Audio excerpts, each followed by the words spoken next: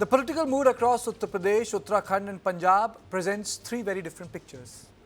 And the backdrop is also the Gen Z protest that has taken place. So this opinion poll, which has been conducted by the Vote Vibe, is very, very important. It's a big poll. A lot of data in it, but I have, if I may use the word, reduced it, or if I may use the word, if I had crunched the data in a way that it brings it down to 5 or 6 basic things. And when I say 5 or 6 basic things, it's about the vote intention, the chief minister, basic issue, and the age divide. The result of this state vibe also tells us how complex the voting patterns are. Now let me begin with Uttar Pradesh, where the BJP continues to lead the way. The survey shows 41.8% of voters satisfied with Yogi Adityanath government. Yogi Adityanath remains the preferred choice for Chief Minister, while Akhilesh Yadav is supported by 35.5% of voters. But there is an important generational divide. Voters between 18 and 34 years show deep dissatisfaction with the state government.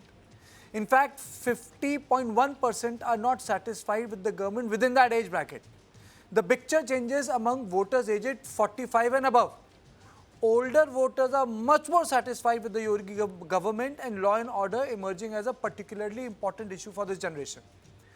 The social group picture also favors the BJP. SC voters and upper caste Hindu groups lean towards the BJP. The contested ground is the OBC. And when it comes to vote intention, the BJP stands at 41.8%, ahead of SP at 38.7%, which to me seems that the gap between SP and BJP has closed a little despite massive Hindutva consolidation for Yogi Adityanath. So UP may be giving BJP an overall advantage, but the youth vote remains a clear area of concern. Now let me move north to Uttarakhand. Here too BJP leads the voting intention at 40.9%, compared with 36.7% for the Congress.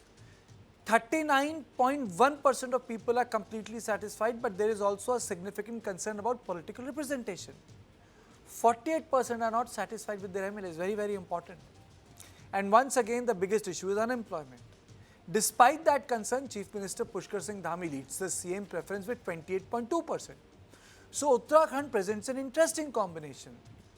BJP ahead in vote intention, but unemployment and dissatisfaction with MLAs remain challenging. So the question is whether Dhami and Modi will be able to override local dissatisfaction.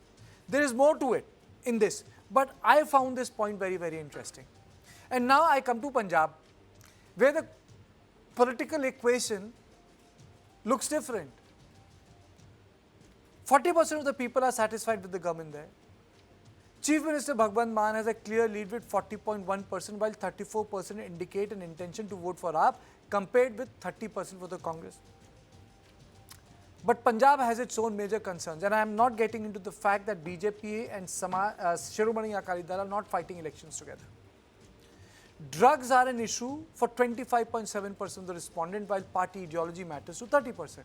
And importantly, 36.7% believe AAP will win. So across these three states, we are seeing three different political stories. The big question is, will these current voter mood hold?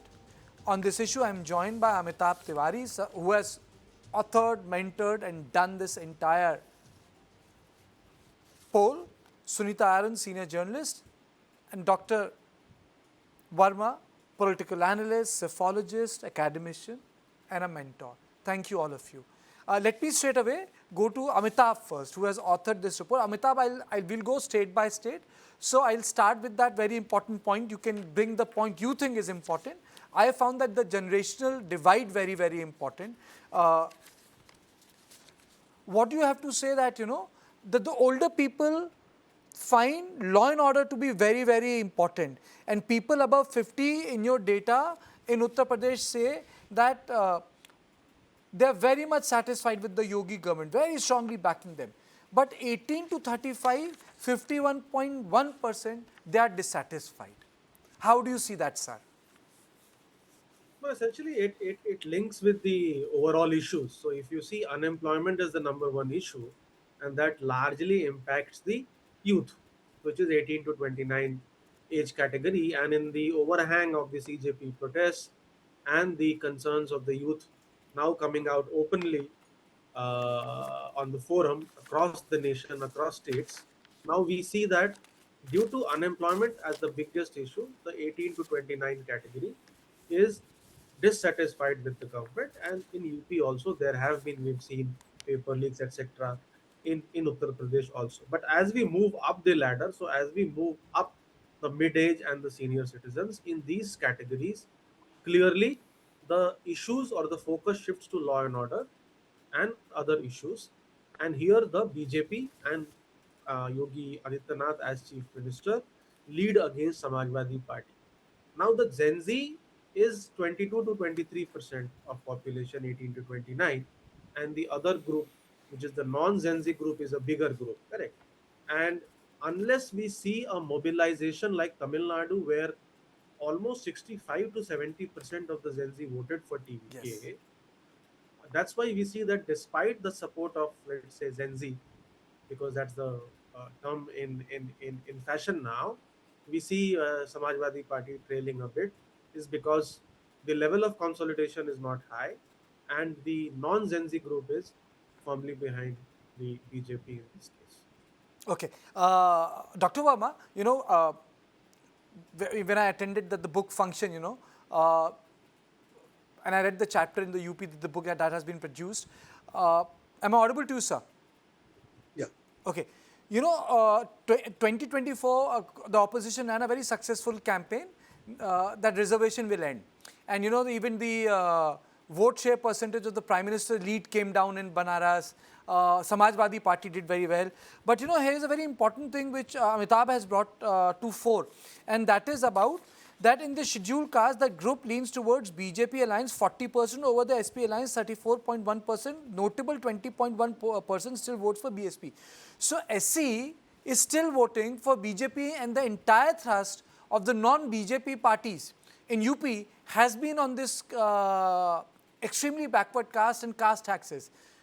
So are we saying that the SCs and Dalits are still with this so-called subaltern Hindutva rubric? First of all, let me congratulate Mr. Amitabh Tiwari for doing this survey and giving us very important data at this point of time. Elections are at least a few months away, and this is one way to gauge the mood right now. So we'll be talking strictly in terms of the current and not what's going to happen later on, because there could be sea changes, because of our experiences have told that people, their mood swings during the campaign, and campaign can swings, narratives can change their voting behavior. So that's not the issue right now. I particularly focus on the question that you have raised. One thing is very important, that 2024 election was a narrative driven election in Uttar Pradesh at least. It wasn't a national narrative, because you can see state after state, state after Madhya Pradesh, Odisha, and so many states, there were complete sweep by the BJP. So Delhi, of course, and so many other states, there was a complete sweep by the BJP. So what happened in Uttar Pradesh was a very pinpointed Congress SP driven narrative, which was to me a narrative which they could sell very well to the audience for which the narrative was actually constructed. The optics was that reservation will be abolished, and constitution will be demolished. So this narrative was a very important player swaying the scheduled caste. And one very important point was that the OBCs and the Dalits, they had no option, because the polarization of the electoral forces in 2024, you see, either they vote BJP or they vote the SPA and Congress alliance. There wasn't any third force. Majority wasn't there. This time, Kartike, a very interesting scenario is developing in Uttar Pradesh, which may probably not have been captured right now because of the Gen Z background and because of the Cockroach Party and this and that. So that mood is slightly different right now, and that mood has clearly indicated that some of the panic and some of the misconceptions of 2024, they have been diluted right now, because as you yourself say, some of the Dalits they seem to have moved to the BJP right now. So at this moment, I can say only two things. Okay. One is that because of this a particular phase and Gen Z background is at this point of time, there is slightly a different mindset, a different psychology of the young voters, especially as you yourself said that the elders are Yes. thinking differently and the youngers are thinking differently. That is one thing. But the main thing that we have to focus on is that how long this narrative is going to carry on. That is one. And whether the Gen Z is foolish enough to understand that removing a minister or getting away with a particular kind of a government will bring any systemic change in our political in this entire country setup. Because you see, my contention is that the problem of the Gen Z or the problem of our young people are they are not so much interested in the regime change, they are interested in the system change.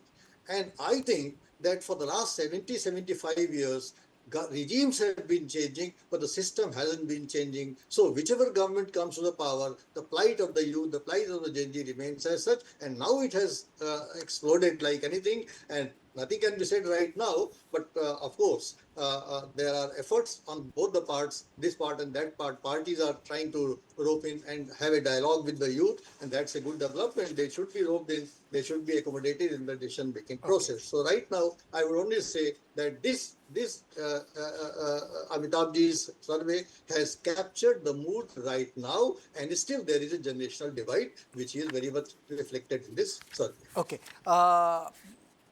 Sunita ji, there is also another thing, you can touch upon that, there's a great debate that has started, pro-reservation and anti-reservation. And let me tell you that it is attracting a lot of attention because there are some people who are saying, part of a particular ecosystem, that there should be no reservation. And that is creating a pull and push pressure, which perhaps the Congress felt in 1988, 87, Shilanyas, and Shah Bano. That pressure is operating within the BJP's ecosystem. Coming back to that, even in this survey which Amitabh has done, there is a lot of local dissatisfaction with MLAs. I forgot, I should have mentioned it. Amitabh's survey says 49% are dissatisfied with MLAs. So will this be enough for Yogi, madam? Kartike, one, I think Amitabh's survey is bang on. It is as per the perception, the public perception right now. And there are certain important things which are, I think, with respect to UP, can say that it's a straight contest, it's a close contest, and the indecisive voter, the fence sitters, are enough to change the tilt the balance. That comes out very clearly. Referring now, you are talking about youth. Now, when we talk about youth or we talk about Gen Z, now UGC divided them. Then the issue of education reforms and unemployment united them. They decided to come across caste and communal lines, they decided to come together. Now, this another narrative has started about reservation and quota. Now, this is a very important issue for Dalits and for OBCs. I think the only point where I'm skeptic about is the tilt of Dalits towards the BJP. Now, Dalits have been divided, and Jatavs have remained with Mayawati, irrespective of wherever, whatever mood she is in. A high chunk of, say, 8 to 9% of Jatavs have supported her. But the parties have always divided. And right now, also, the constitution and the quota is an issue. That's the message that I get from the ground when I talk to some leaders and others, that then for them, the issue is quota and they have data. The data which Akhilesh Yadav under his PTA campaign has been highlighting, the positions that are left vacant, the quotas that are not been filled. So the youth that in a way united, when we say united, it's largely united in favor of BJP, is today divided. Which way it will go eventually we'll get to know. But one thing which has come out, that government ignored the education and the employment sectors, and their attention has been brought back to them, and youth will decide the elections, and these two issues will be as important perhaps as Sanatan, as your caste community, as, because when you say that people above the age of 50 years, maybe they're more religious, maybe they are more impressed by the temple construction that has been done, maybe they are more impressed by the Sanatan, but the youth is right now is not talking about that. Okay.